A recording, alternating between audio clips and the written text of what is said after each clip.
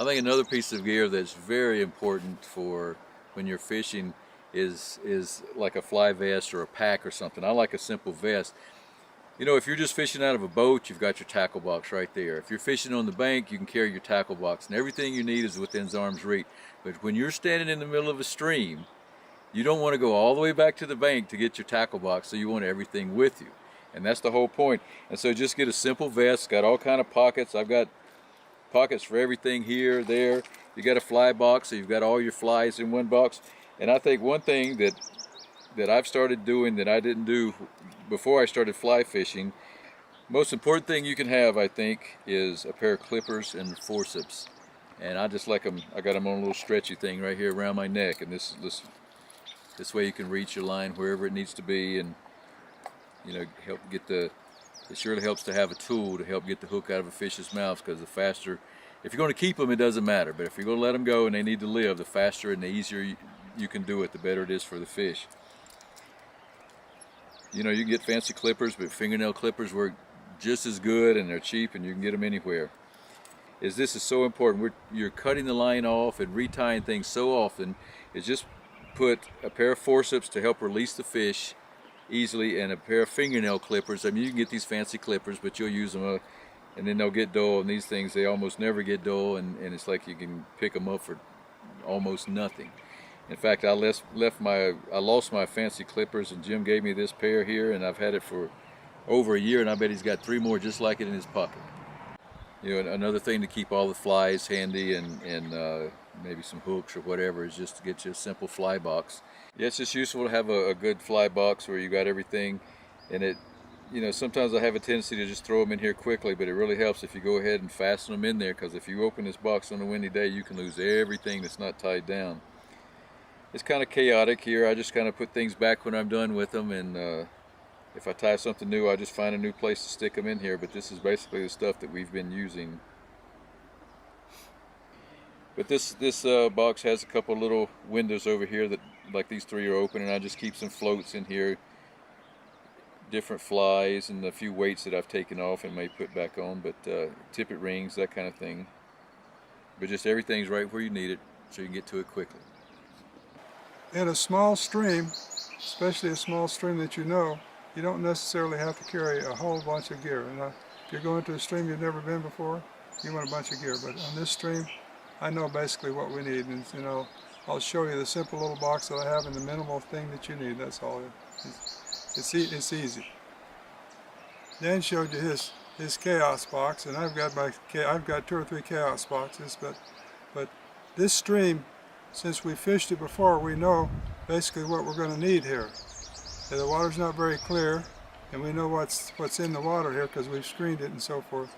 And so basically what we've got is nymphs here, and we got a few little black ants. On a warm day, even with the murky water, they might take a black ant, but chances are we'll catch them on these nymphs. So it's simple. So now all we really have to do here in this particular case is have this box of flies, and then in your pocket or in the pocket of your waders, a spool of leader, and a nail clipper. Just like Dan said, minimalist. Okay, in the summertime, if it's hot, you could just put your wading shoes on, and you wouldn't need waders, and you could just wade and have these in your pocket. So it doesn't have to be complicated. Well, we're fishing a small stream today, and I don't have a lot of rod choices, so I have my 6-weight 9-foot rod, and that's what we're using because that's what I have. Got a 5X tapered leader on here, and we'll probably add, depending on what we fish, we'll put the tippet on there to 5X or 6X tippet to depending on what we end up fishing today.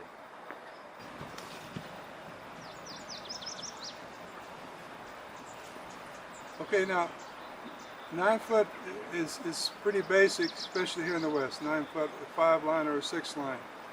On this stream, you can get away with a 9-foot rod because there's a lot of places that are open. But there are places where the trees are overhanging, and that makes it difficult. And Dan and I would verify that the last time we were here, we both had 9-foot rods. Today, I brought this little 7.5-foot rod, and I'll be able to fish better under the trees with this. Back east,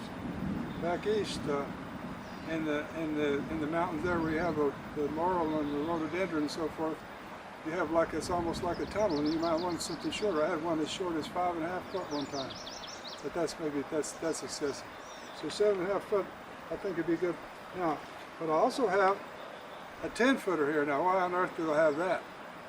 I'll have that because I'm not going to cast with it, but if we fish with nymphs today, which I think we will, and tight line nymphing, this gives me a lot of reach. I won't be casting, I'll be fishing that nymph on tight line.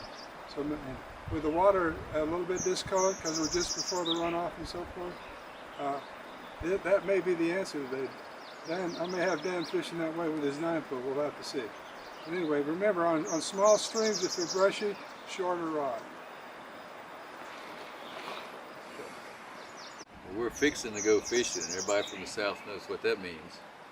But it's the way the storm's coming in, I'm going to put another layer. That's one thing, if you're out here in the west, is constantly changing layers. The sun comes out, it's going to be hot. You're going to put something, you're going to take layers off. As soon as you step in the shade, you might get cold, especially the higher elevation you get. So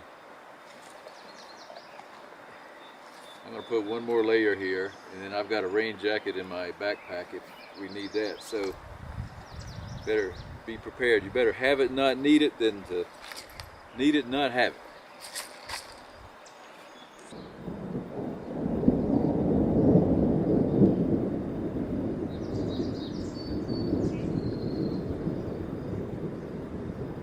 We may come back and sit in the car for a while.